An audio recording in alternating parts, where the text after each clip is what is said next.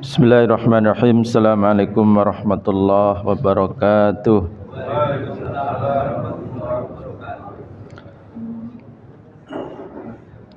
Alhamdulillahi rabbil alamin wal aqibatu lil muttaqin wala udwana illa 'alal zalimin. Asyhadu an la ilaha illallah wahdahu la syarikalah wa asyhadu anna Muhammadan 'abduhu wa rasuluh. Allahumma salli wa sallim wa barik ala nabiyyinal karim wa ala alihi wa sahbihi wa man tabi'a hudahu ila yaumiddin, amma ba'd. Hadirin jamaah subuh yang dirahmati Allah, alhamdulillah kita masih di dalam pembahasan hadis-hadis sahih riwayat Imam Bukhari dan Imam Muslim. Pada kali ini kita akan melanjutkan pembahasan, yaitu hadis yang ke 91.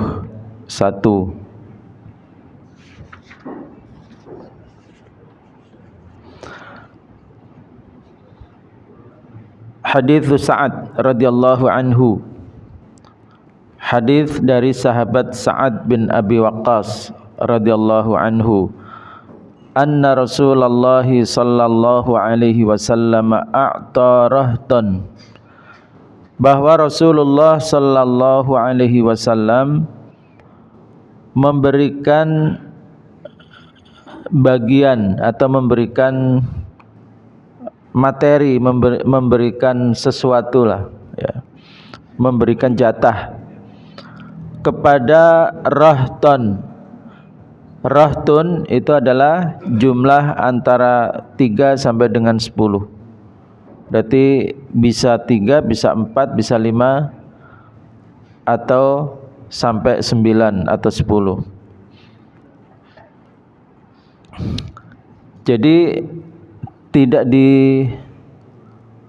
didetailkan jumlah pastinya berapa, karena mungkin perawinya hanya melihat secara global atau sekilas, tidak tahu data akuratnya. Wa Sa'dun jalisun, sedangkan Sa'ad bin Abi Waqqas saat itu sedang duduk. Fataraka Rasulullah sallallahu alaihi wasallam rajulan. Maka Rasulullah sallallahu alaihi wasallam ketika membagi harta itu, taraka rajulan, sengaja meninggalkan satu laki-laki. Ada salah seorang dari mereka itu yang malah enggak dikasih oleh Rasulullah sallallahu alaihi wasallam. Wa huwa a'jabuhum ilayya, padahal dia adalah orang yang paling aku kagumi keimanannya. Ini berarti yang aku kagumi ini maksudnya siapa? Sa'ad bin Abi Waqqas kagum dengan keimanan orang ini. Artinya orangnya ini baik, ibadahnya tekun, orangnya soleh, malah dilewati oleh Rasulullah, tidak dikasih bagian. Faqultu, maka aku bertanya kepada Rasulullah, ya Rasulullah, wahai Rasulullah, ma laka an fulanin, ada apa antara dirimu dengan orang itu? Artinya ada persoalan apa dengan orang itu? Kenapa orang itu dilewatin malah enggak dikasih? Kira-kira begitu. Fa wallahi inni la'arahu mu'minan, demi Allah aku melihatnya sebagai mukmin yang baik, seorang mukmin. Faqala au musliman, maka Rasulullah SAW mengomentari au musliman, atau lebih tepatnya muslim. Maksudnya Sa'ad bin Abi Waqqas itu melihat orang ini adalah gambaran seorang mukmin.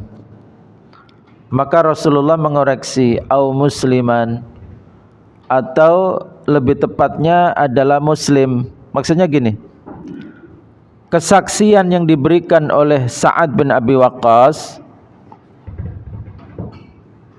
kesaksian yang diberikan oleh Sa'ad bin Abi Waqqas tentang keimanan orang ini dikoreksi oleh Rasulullah. Seharusnya kesaksian yang benar itu bukan tentang keimanannya, tetapi tentang keislamannya. Kenapa begitu, Pak? Karena kalau dua istilah ini kita sandingkan, maka mukmin adalah orang yang beriman dalam pengertian dia punya keimanan di dalam batinnya. Iman itu tersembunyi di dalam hati. Sedangkan muslim, sebagaimana dalam hadis Jibril ketika datang kepada Rasulullah SAW menanyakan tentang Islam, apa jawaban Rasulullah? Islam adalah engkau bersyahadat la ilaha illallah Muhammadur Rasulullah, kamu menegakkan salat, menunaikan zakat, puasa Ramadan, ibadah haji. Artinya kalau kita melihat seseorang memiliki ciri-ciri itu, satu, dia pernah kita saksikan bersyahadat atau orang menyaksikan dia bersyahadat. Ada ucapan, kita melihat ucapan itu, kita mendengar ucapan itu. Ini kan sesuatu yang bersifat apa? Bersifat fisik, bisa disaksikan. Ya. Dia sudah syahadat belum? Sudah.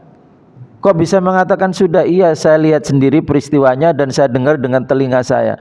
Artinya kesaksiannya adalah tentang perkara zahir. Lah kalau iman, dalam hadis Jibril itu iman apa? Jawaban Rasulullah SAW, antu'mina billahi wa malaikatihi wa kutubihi wa rusulihi. Ya. Ada rukun iman yang 6 yang kita kenal itu. Iman kepada Allah, iman kepada malaikatnya, iman kepada rasul-rasulnya, iman kepada kitabnya, iman kepada hari akhir, iman kepada qada wal qadar.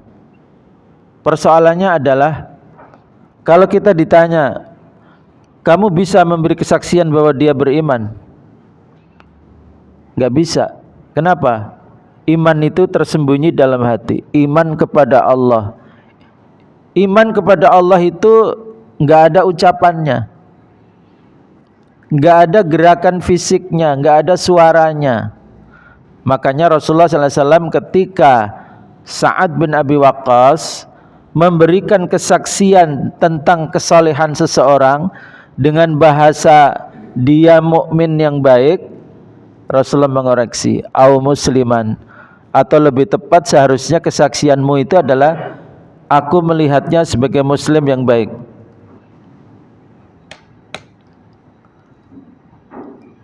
Kemudian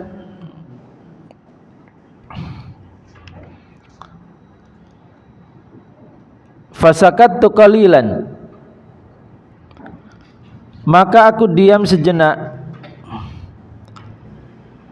Ini adalah Sa'ad bin Abi Waqqas setelah dikoreksi oleh Rasulullah seperti itu masih belum ngeh. Fasakattu qalilan, lalu aku diam sejenak.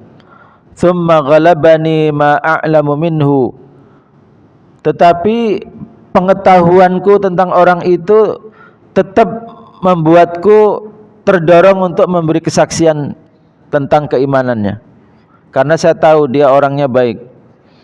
Fa'udtu limaqalati, maka aku mengulang ucapan saya tadi itu. Faqultu ma laka an fulanin, lalu aku mengatakan, ada apa denganmu ya Rasulullah terkait dengan si fulan ini? Fa wallahi inni la arahu mu'minan, demi Allah aku melihatnya sebagai mukmin yang baik.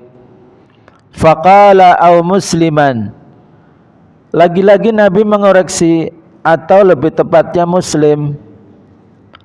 Fasakattu qalilan thumma ghalabani ma a'lamu minhu fa'udtu limaqalati, tapi kemudian saya tetap ingin memberikan kesaksian itu, enggak mau diam. Karena apa? Merasa kasihan, yang lain dikasih, yang ini malah dilewatin. Aku tanya lagi dengan pertanyaan serupa, dan Rasulullah mengulang dengan jawaban yang sama, au musliman. Thumma qala, kemudian Nabi SAW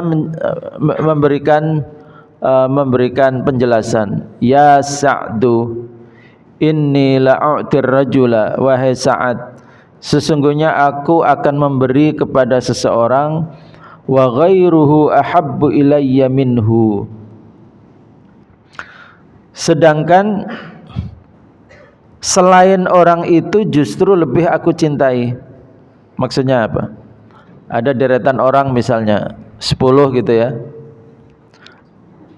si A saya kasih, si B enggak saya kasih, padahal saya tahu si B ini malah lebih aku cintai dibanding si A. Yang dicintai Nabi malah enggak dikasih. Khasyata ayyakubbahu finnari, karena takut orang yang saya kasih itu akan terjerumus di dalam neraka. Berarti maksudnya apa kalimat ini? Kalimat ini maksudnya fungsi pemberian Rasulullah itu adalah dilandasi oleh motif. Jadi Nabi memberikan itu bukan memberikan karena menghargai imannya. Kalau pemberian Nabi itu didasari penghargaan atas imannya, tentu si B lah yang imannya baik lebih berhak atau lebih diutamakan Rasulullah untuk mendapatkan pemberian harta itu. Tetapi Rasulullah malah melewatinya, mengutamakan yang imannya lemah, mengutamakan yang masih perlu dikuatkan dengan materi. Makanya kalimat Nabi di ujungnya khasyata ayyakubbahu finnar, karena aku khawatir kalau orang itu tidak diberi akan membuat dia terjerumus ke neraka. Berarti pemberiannya untuk apa? Pemberiannya adalah untuk ta'liful qulub. Apa ta'liful qulub? Di dalam 8 asnaf penerima zakat itu ada salah satunya disebut wal muallafati qulubuhum. Apa itu, Pak? Muallaf. Kenapa disebut muallaf? Hatinya perlu dilembutkan, perlu dijinakkan. Kalau tadinya masih ada kedengkian dan ketidaksukaan kepada Islam, dengan pemberian itu membuat kedengkian dan kebenciannya menjadi hilang. Kalau tadinya imannya masih belum semangat, dengan pemberian imannya tambah semangat. Nah, jadi ini yang disebut dengan muallaf. Walaupun seringnya istilah muallaf itu adalah dikaitkan dengan orang yang tadinya non-Islam masuk Islam. Ini disebut dengan muallaf. Tetapi kalau kita mengacu kepada makna dari kata muallaf itu sendiri, sebetulnya jatah zakat untuk asnaf, untuk bagian yang namanya muallaf itu bisa juga kebalikannya.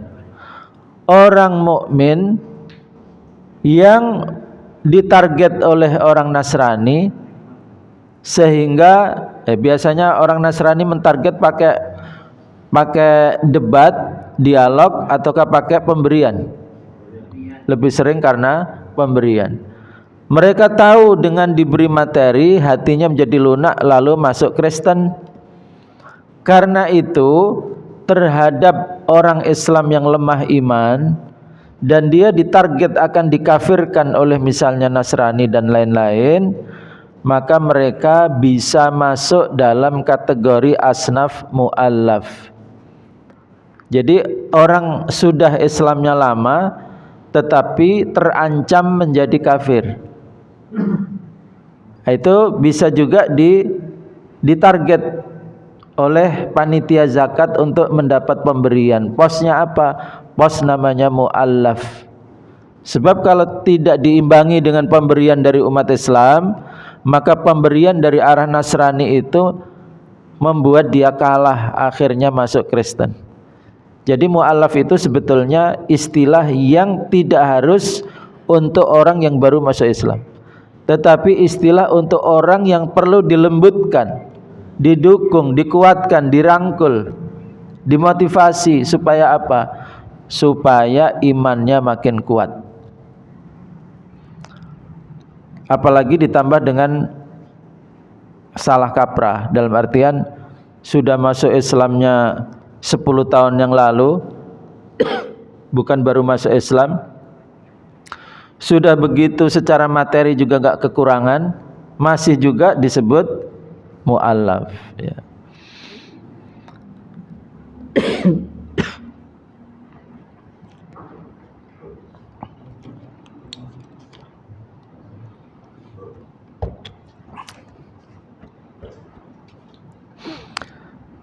Jamaah sekalian dirahmati Allah.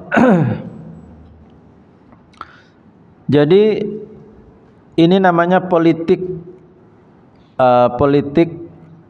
ekonomi, politik harta, politik materi, di mana Rasulullah sallallahu alaihi wasallam mendistribusikan harta itu bukan untuk menghargai keimanan, tapi malah untuk apa? Untuk menjinakkan orang yang perlu dijinakkan hatinya. Di dalam kategori mu'allaf, orang yang perlu dijinakkan, itu bisa saja begini, ya, secara teoritis. Ada tokoh kafir di suatu daerah, dia itu punya permusuhan yang sangat tajam kepada umat Islam. Jika memang panitia zakat itu punya harta yang lebih, maksudnya mendapatkan pengumpulan zakat itu cukup banyak, fuqara dan masakin itu sudah tercukupi, maka orang kafir meskipun dia tidak masuk Islam tetapi lisannya jahat kepada Islam, apabila misalnya diasumsikan kalau dikasih pemberian maka lisannya tidak lagi tajam kepada Islam dan umat Islam, maka dia boleh ditarget untuk dikasih materi. Kenapa? Karena itu menguntungkan secara strategis buat Islam dan umat Islam. Bukankah itu namanya suap? Mungkin kita akan bertanya begitu. Orang disuap supaya tidak benci Islam. Jawabannya, suap itu definisinya tidak bisa dipakai dalam konteks menaklukkan hati. Kenapa? Karena setelah disuap, yang kita harapkan itu bukan keuntungan buat kita yang menyuap, tetapi keuntungannya adalah untuk Islam dan umat Islam. Itu bukan menyuap. Lalu apa definisi suap? Apa definisi suap? Definisi suap adalah orang memberi dalam rangka mendapatkan sesuatu yang semestinya itu bukan haknya. Semestinya saya tidak berhak, saya memberi kepada dia supaya saya mendapatkan, meskipun sebetulnya saya harusnya tidak berhak. Itu namanya suap. Kembalinya kepada keuntungan si penyuap, keuntungan individu, keuntungan dia atau keluarganya.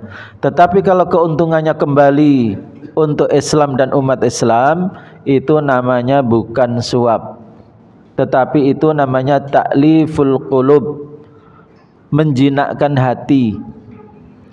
Jamaah sekalian, inilah makanya di dalam Al-Quran ada kalimat begini, innal ladzina kafaru yunfiquna amwalahum liyasuddu an sabilillah.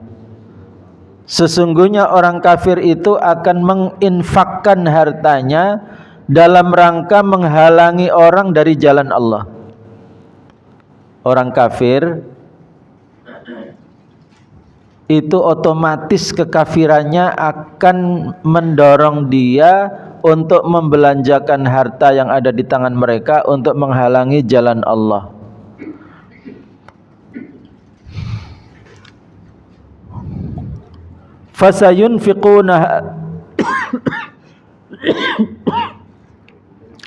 Fasayunfiqunaha thumma takunu alaihim hasratan thumma yughlabun thumma fi jahannama yuhsyarun.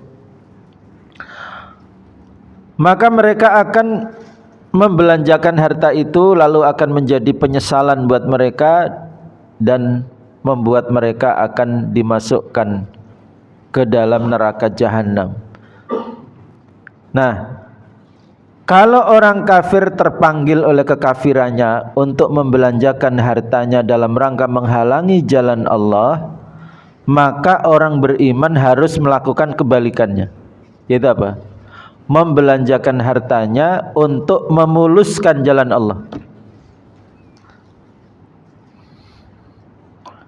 Dan itulah alasannya kenapa orang kafir harusnya dihalangi untuk menguasai sumber-sumber ekonomi.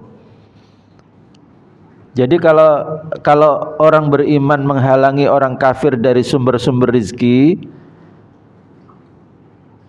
itu harus dilandasi oleh alasan kalau orang kafir mendapatkan akses yang luas terhadap sumber-sumber harta, maka madaratnya kembali kepada Islam dan umat Islam. Tetapi kalau itu dicegah, maka harta makin sedikit di tangan mereka, maka mereka tidak punya kemampuan untuk menghalangi jalan Allah.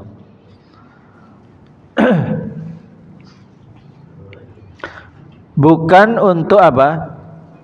Orang kafir saya halangi dari sumber-sumber harta. Supaya apa? Supaya kekayaannya bisa kita nikmati, bisa dinikmati oleh umat Islam.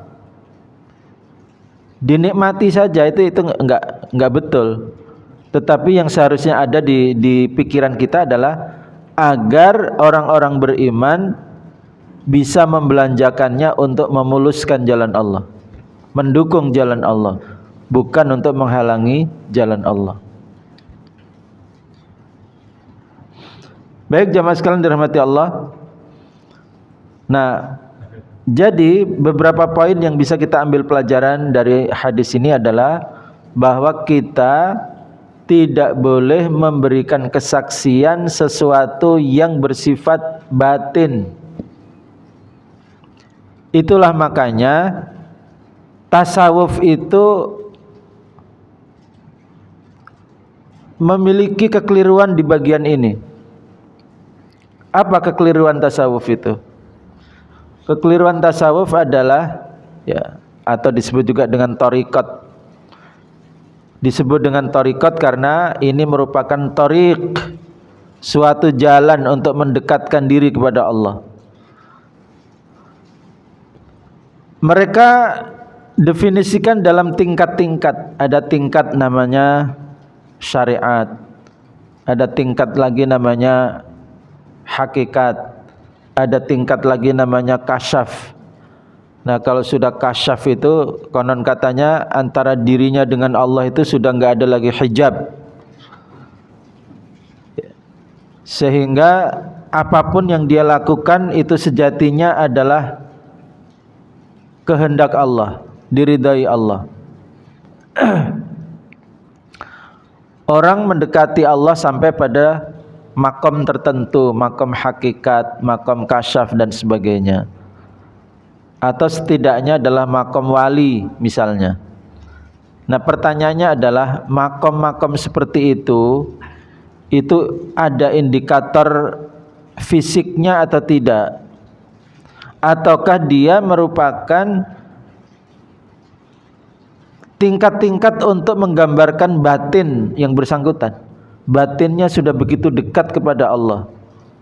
Persoalannya adalah kalau istilah-istilah itu, ada istilah hakikat, istilah kasyaf dan seterusnya, itu adalah menggambarkan batin seseorang, maka jelas membagi manusia, ada yang tingkatnya rendah, tingkat menengah, ada tingkat atas, yang menggambarkan sesuatu yang batin di dalam hatinya, jelas itu penyesatan.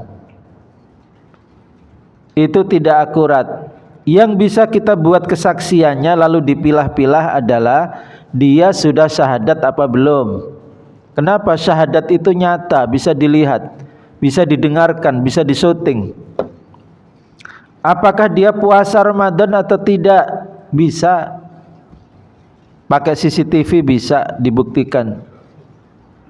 Atau dia sudah berangkat haji atau belum?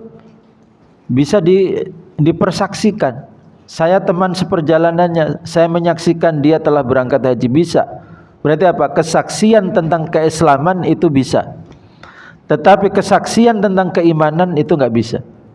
Sebagaimana tidak bisa kesaksian tentang kedekatan seseorang kepada Allah, itu enggak bisa. Atau menyebutnya dengan wali.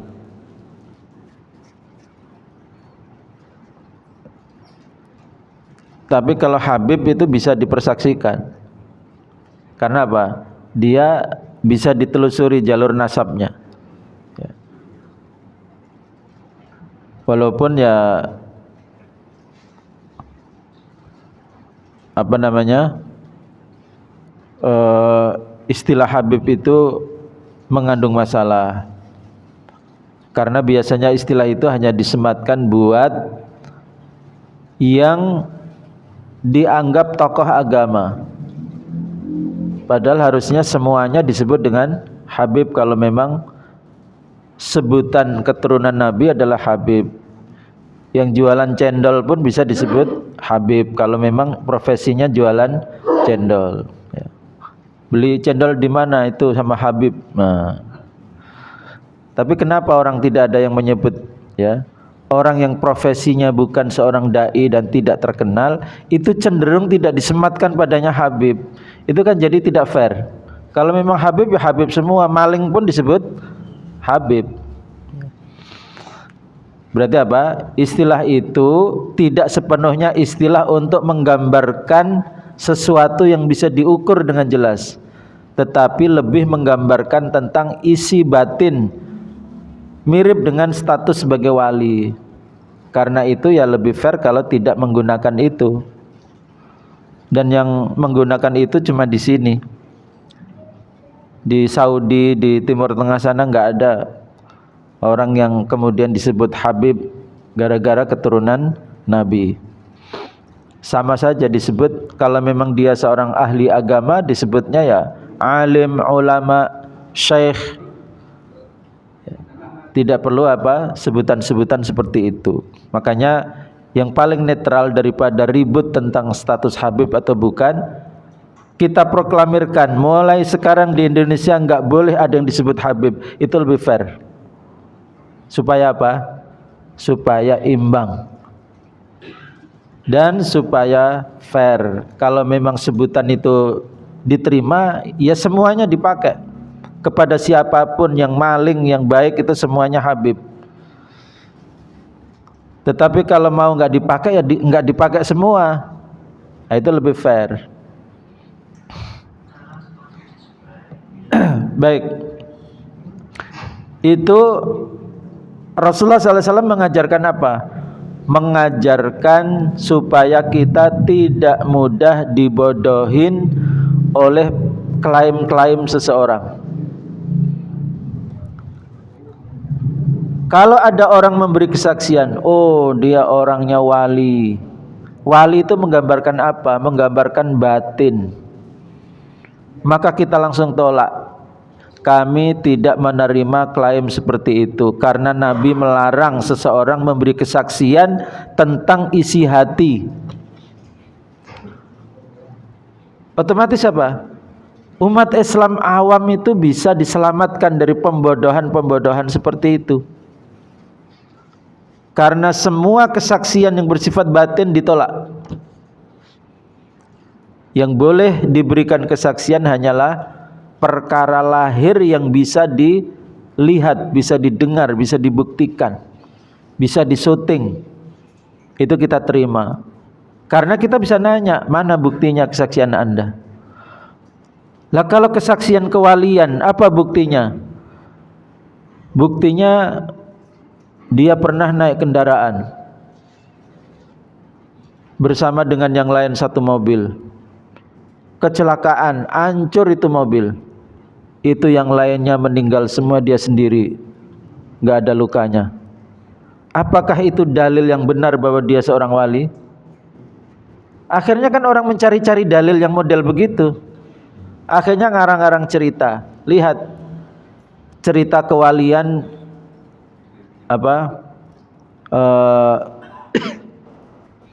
Sunan Kalijaga. Saya juga heran kenapa diksinya dibalik ya. Kenapa enggak disebut dengan sebutan yang urut, Sunan Jaga Kali? Karena disebutnya Kalijaga jadi kesannya apa? Kesannya menjadi indah.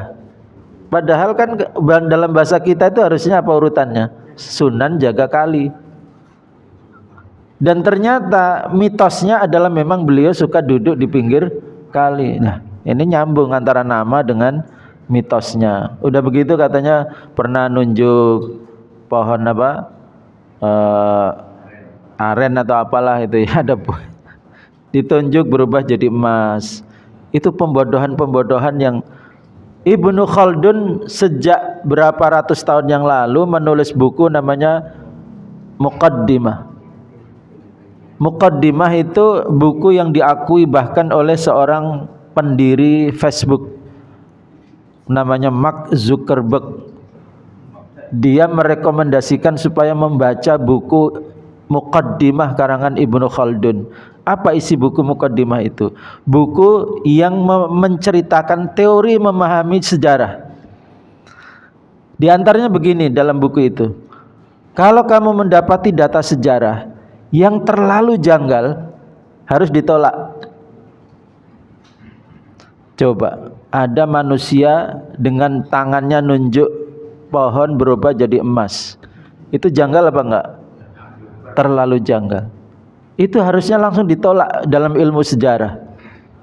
Kalau ilmunya ilmu mitos baru diterima. Tapi kalau ilmunya ilmu sejarah itu harus ditolak. Lagian kalau memang dia seorang yang soleh, ngapain juga duduk di pinggir kali? Mau ngintip orang mandi? Harusnya dia duduknya iktikaf di masjid, bukan iktikaf di pinggir kali sehingga jaga kali. Jadi cuman ini perkara yang sensitif. Kalau ada yang berani mengkritik, wah bisa dimarahi orang se-Nusantara. Kenapa ini mereka ini pendakwah suci. Kita tidak menolak itu. Yang kita tolak adalah mitos-mitos yang tidak bisa diterima dalam ilmu sejarah. Mana mungkin seorang penyebar Islam kok kerjaannya duduk di pinggir kali, itu enggak masuk akal. Berarti apa? Kita bukan menolak keberadaan sunannya yang menyebarkan Islam, tetapi yang kita tolak adalah cerita-cerita yang tidak masuk akal, yang dalam ilmu sejarah itu harus ditolak karena terlalu apa? Terlalu mustahil. Kecuali kalau itu berkaitan dengan wahyu. Lah kalau pakai teorinya Ibnu Khaldun, Nabi Muhammad juga harus ditolak, bukan? Kenapa? Nabi Muhammad mengklaim satu malam berisra dan bermi'raj. Itu janggal nggak dalam teori sejarah? Janggal. Tetapi karena Nabi Muhammad adalah utusan Allah, dikecualikan dari teori itu. Sekarang pertanyaannya adalah, dari mana kita bisa mengecualikan Sunan Kalijaga dari teori itu? Wong dia bukan Nabi. Nah, jadi kita tetap harus fair, ya, supaya apa? Kalau umat Islam ini hidupnya dipandu dengan ilmu, mengikuti hukum-hukum alam yang semestinya, maka mereka tidak mudah terombang-ambing ke sana kemari. Muncul orang namanya Jokowi, rame-rame menjadi projo, sekarang jadi pro judi online, ya kan gitu. Coba, manusia hanya karena punya jabatan, lalu pencitraannya sedemikian rupa, orang sudah terkesima, begitu mudahnya umat Islam ini ditipu. Kenapa? Karena mereka lebih sering dididik dengan mitos-mitos seperti itu.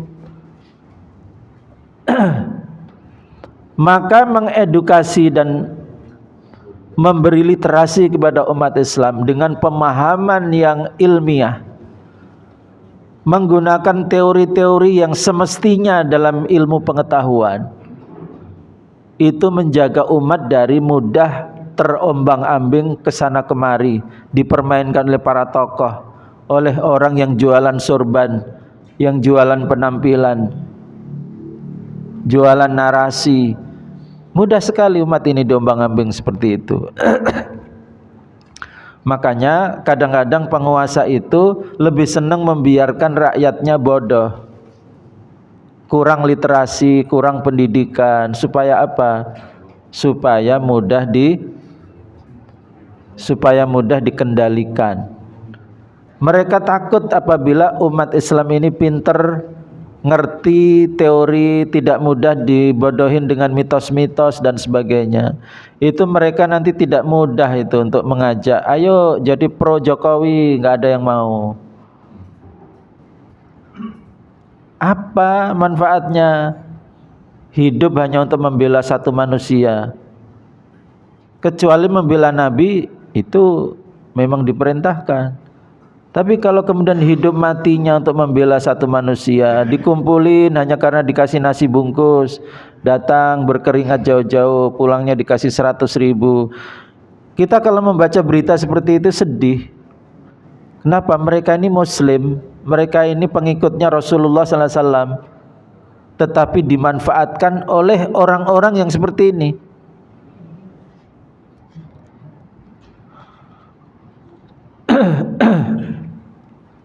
Ya, mudah-mudahan dengan semakin banyak literasi, semakin banyak kajian, umat Islam tercerahkan. Mereka tidak mudah terombang-ambing dalam pembodohan-pembodohan seperti itu, ya. Ketika umat Islam sudah berhasil dipinterkan, punya sikap yang terhormat, punya harga diri, itu para penguasa itu akan kebingungan mencari cara. Ya, salah satu tolak ukurnya apa misalnya? Dalam masalah memilih pemimpin misalnya, itu berulang kali kesaksian orang mengatakan begini, dia aslinya kualitasnya lebih baik. Misalnya pemilihan lurah, pemilihan apapun lah, bahkan termasuk pemilihan presiden. Ada kandidat yang sebetulnya orang-orang semuanya tahu dia itu lebih baik, tetapi karena pada hari H pencoblosan dia terkena serangan fajar, dikasih duit 100.000, akhirnya apa? Ya udahlah, ini keuntungan yang di depan mata, orang pilihan saya juga belum tentu pengaruh, kalau saya tolak ya sayang. Orang nggak perlu berkeringat, nggak perlu apa-apa, dapat duit. Nah, akhirnya apa? Akhirnya dicobloslah orang yang sebetulnya tidak membawa kemaslahatan dibanding yang satunya misalnya. Ini kan menggambarkan apa? Menggambarkan tentang Kalau kemudian umat Islam ini dibiarkan dalam apa? Pendidikannya rendah, pemahamannya rendah, ditambah dengan ekonominya lemah, sudah selesai umat ini. Umat ini nggak bisa ngapa-ngapain kalau kombinasinya apa? Pengetahuan atau ilmu agamanya rendah ditambah dengan ekonominya lemah. Itu mau nyodorkan kandidat sebaik apapun itu nanti mentok ketika sudah serangan fajar. Itu selalu cerita seperti itu terulang. Coba kalau orangnya punya duit disodorin 100.000, kira-kira tertarik enggak? Enggak. Atau meskipun dia enggak punya 100.000 tapi dia analisanya jelas, wah saya enggak mau masa depan kita diberikan pada orang yang tidak kompeten. Akhirnya juga dia tolak. Nah, karena kombinasi dua itulah makanya mudah sekali kandidat-kandidat yang tidak benar atau tidak lebih baik dari yang satunya misalnya itu bisa memenangkan karena apa? Karena duit, karena pencitraan, karena ini itu ya. Inilah dampaknya ya. Makanya selagi kita masih ada kesempatan untuk memberikan edukasi kepada umat ini ya, sekecil apapun pengaruhnya kita lakukan. Dan kita lawan itu pembodohan-pembodohan itu ya, pembodohan-pembodohan harus dilawan. Kritik kepada tadi menggunakan hadis ini kita bisa mengkritik tasawuf, bisa mengkritik tarekat, bisa mengkritik gelar Habib, bisa mengkritik mitos-mitos pada Wali Songo dan sebagainya. Itu penting untuk menguatkan umat ini supaya menjadi umat yang izzah. Apa itu izzah? Yang punya harga diri, yang terhormat, bukan umat lemah yang terombang-ambing oleh duit atau oleh pencitraan. Baik, ini pembahasan kita pada pagi ini yaitu hadis yang ke-91. Barangkali ada yang ingin disampaikan, dipersilakan. Ya.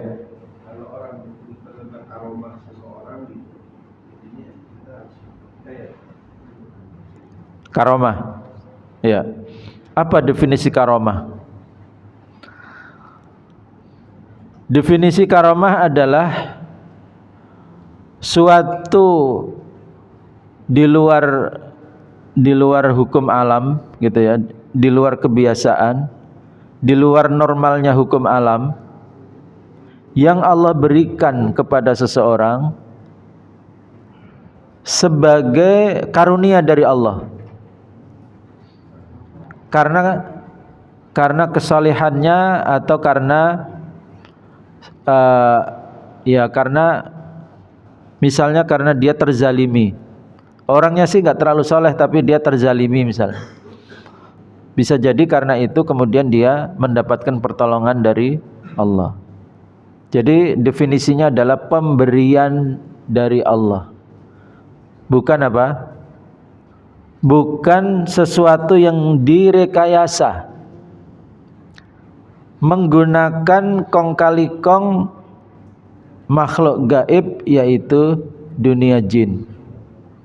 Sebab sesuatu yang di luar nalar yang tidak sesuai dengan hukum alam itu bisa datang melalui dua kemungkinan ini. Kemungkinan pertama itu sebagai karomah, yang kedua sebagai semacam sihir, yaitu bentuk hubungan rahasia antara manusia dengan jin. Itu bisa terjadi. Nah, bedanya adalah kalau di luar nalar itu hasil kong kali kong dengan jin, itu ditandai dengan bisa direkayasa, bisa diatur waktunya sesuka hati oleh yang bersangkutan. Sedangkan kalau karomah, dia tidak bisa atur waktunya sesuka hati. Dia datang tanpa dia tahu dan dia tidak bisa ulang. Gak bisa dia ulang ya. Yang sering saya contohkan misalnya seorang mujahid pergi berperang, pulang-pulang bajunya bolong-bolong. Ditanya temannya, kenapa itu diberondong sama orang kafir, tapi entah kenapa enggak nembus kulit saya. Kamu punya ajian apa itu? Kan gitu ya. Punya ilmu apa? Akhirnya dia karena dibicarakan seperti itu GR. Karena GR kemudian apa? Muncul hatinya rasa sombong. Akhirnya dia dengan bangga maju lagi menghadapi orang kafir dengan PD-nya ya. Ketika orang kafir berondong, wah santai aja, tadi juga cuman bajunya yang bolong. Malah apa? Malah jalan dengan sombong begini. Kira-kira tembus apa enggak? Berarti apa? Dia tidak bisa merekayasa waktu sesuai keinginan dia.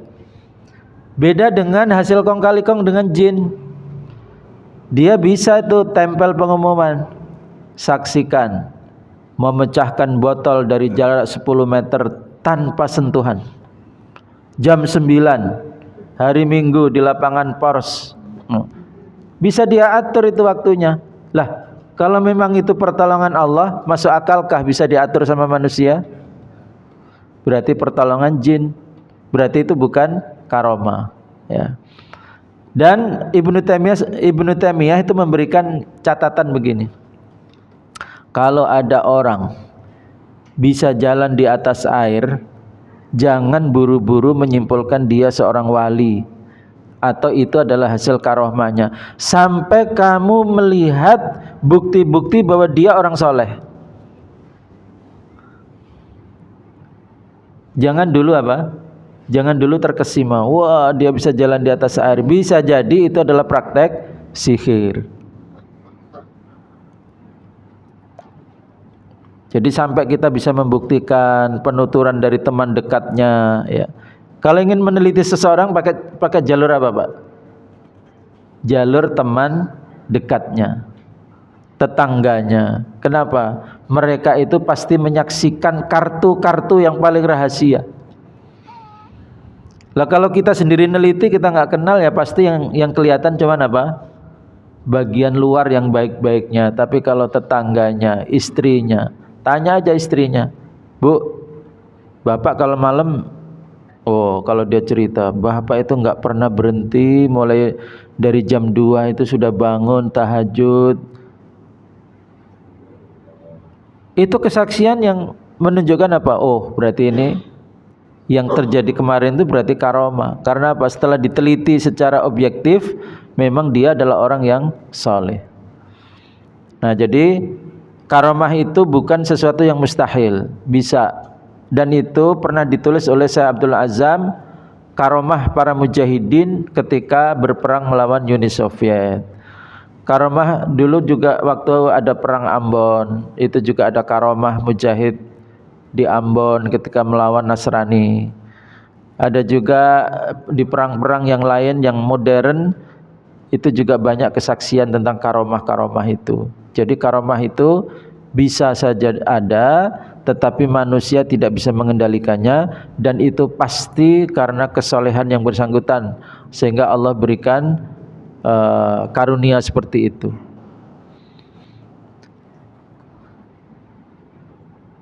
Saya pernah dapat cerita seorang tahanan, wallah alam ini ceritanya benar atau tidak. Seorang tahanan, dia ini adalah seorang pejuang Islam. Ketika ditahan tuh dipukuli, namanya juga ditahan ya, disiksa, dipukuli. Anehnya apa? Sama sekali tidak terasa sakit. Dia cerita seperti itu. Tetapi begitu dia muncul pikiran, enak ya teman-teman saya di luaran sana, saya di sini menderita begini. Sejak muncul pikiran itu, pukulannya jadi terasa sakit. Kenapa? Tidak lagi ikhlas, tidak lagi sabar, tidak lagi tawakal kepada Allah. Karomahnya itu langsung diambil. Nah, jadi karomah itu mungkin saja ada, tetapi tidak bisa diundang, tidak bisa direkayasa. Itu adalah datang atas kehendak Allah. Dan kalau kita sedikit saja meleng, karomahnya dicabut oleh Allah. Wallahu a'lam bishawab.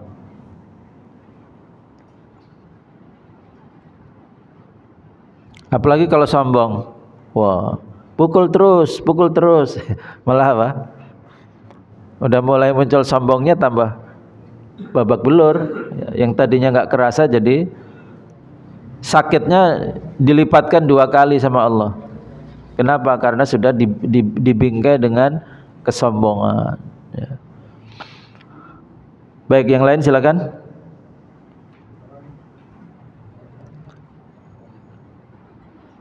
Sudah habis waktunya? Kalau ma'unah, ya. Ada karomah yang Ma'unah. Kalau ma'unah itu adalah pertolongan yang tidak otomatis berwujud yang ajaib. Namanya juga pertolongan, ya. Bisa jadi pertolongannya itu bersifat tak terlihat. Ya. Contohnya apa? Orang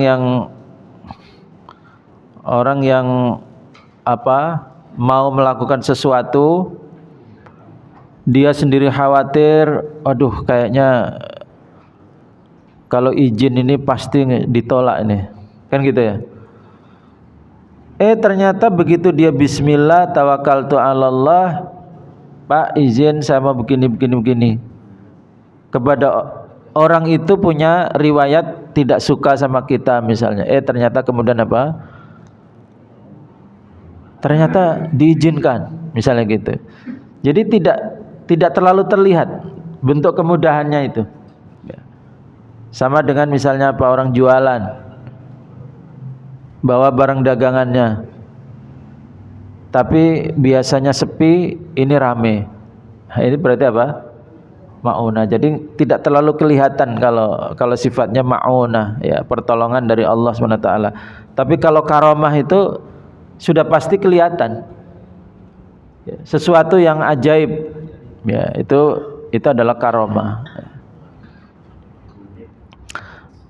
Apa bentuk ma'unah Allah terhadap para pejuang, para mujahidin di Gaza? Apa di antara ma'unahnya? Di antara bentuk ma'unahnya adalah Allah mengilhamkan kepada mereka untuk bisa sabar dalam waktu sepanjang itu. Dimudahkan untuk sabar itu sudah ma'unah, ya. Tapi tidak bisa disebut karomah, ya. Jadi pertolongan Allah, intan surullaha yansurkum. Kalau kamu menolong Allah, Allah akan menolong kamu. Nah, itu menolongnya itu adalah dalam bentuk yang bermacam-macam. Allah kuatkan hati mereka tetap sabar, tetap berani melawan, tidak takut mati. Itu adalah bentuk pertolongan Allah, ya. Jadi jangan cuma mengukur pertolongan Allah itu dengan perkara-perkara yang ajaib, ya. Terkait dengan Gaza, ada satu buku yang menarik. Buku ini berjudul WAR. Bacaannya apa, Pak? Bahasa Inggris. Satu kata saja. War, perang. Ditulis oleh seorang jurnalis Amerika namanya Bob Woodward. Dia ini penulis terkenal yang mengungkap banyak skandal. Dia wawancara itu tokoh-tokoh Amerika, terutama tokoh Amerika yang biasa berkomunikasi dengan rezim-rezim Timur Tengah. Dan dia mendapatkan hasil wawancara yang mengagetkan. Apa hasilnya?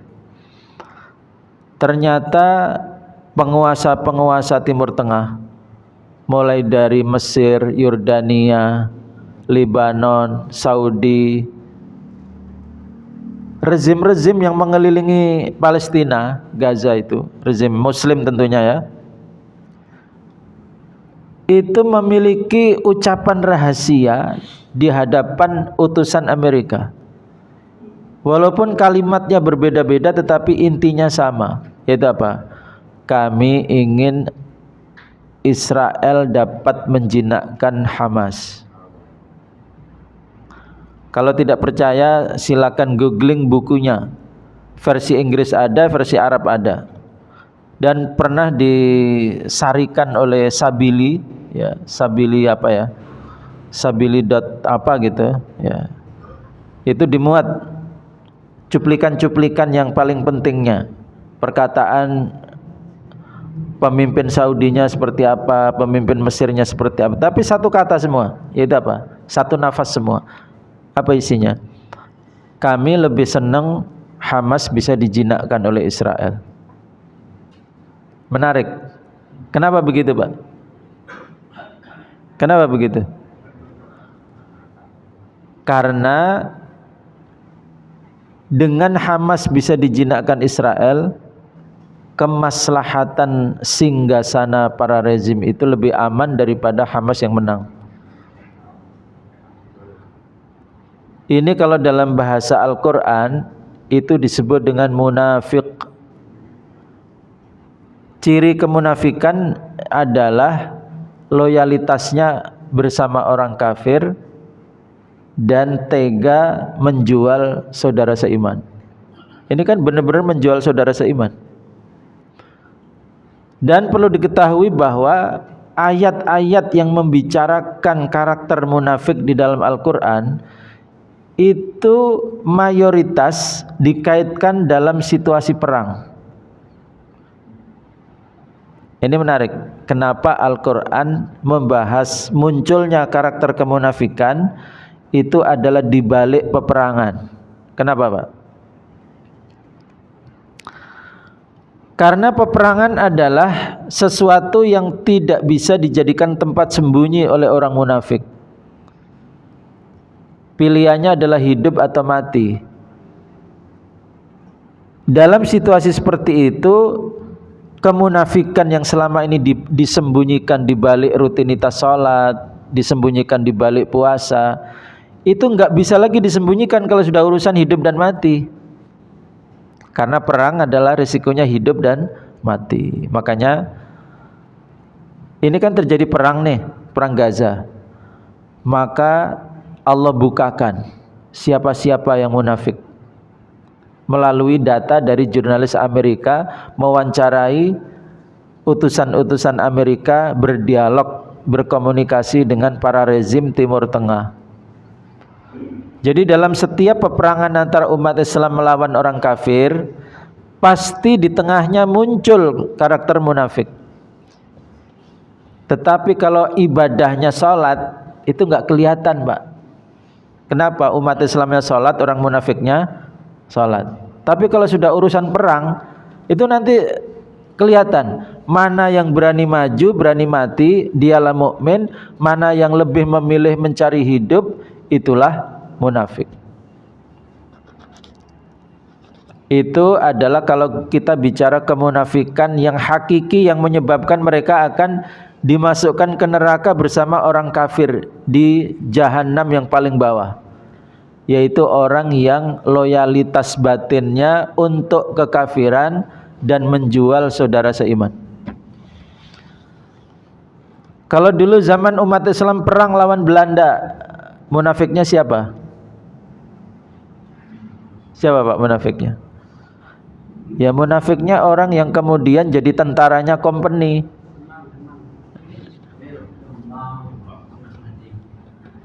Atau sultan atau penguasa yang justru menginginkan perlawanan itu punah. Misal dalam perang Diponegoro melawan Belanda, adakah rezim yang menginginkan Diponegoro kalah? Ada. Yang punya hubungan kong kali kong dengan Belanda kafir. Itulah sosok munafik pada zaman perang. Bisa person masuk menjadi tentaranya mereka, bisa juga penguasa yang justru menginginkan Diponegoro kalah. Sebab kalau Diponegoro menang, apa yang terjadi? Mereka kan berkalkulasi, kalau Diponegoro menang, apa jadinya? Singgasana mereka runtuh. Tapi kalau Belanda yang menang, singgasananya dipelihara Belanda. Berarti lebih menguntungkan mana? Menang Belanda atau menang Diponegoro? Menang Belanda. Itulah sikap munafik. Nah, hari ini terulang dan sejarahnya selalu begitu, Pak. Selalu begitu pola sejarahnya itu.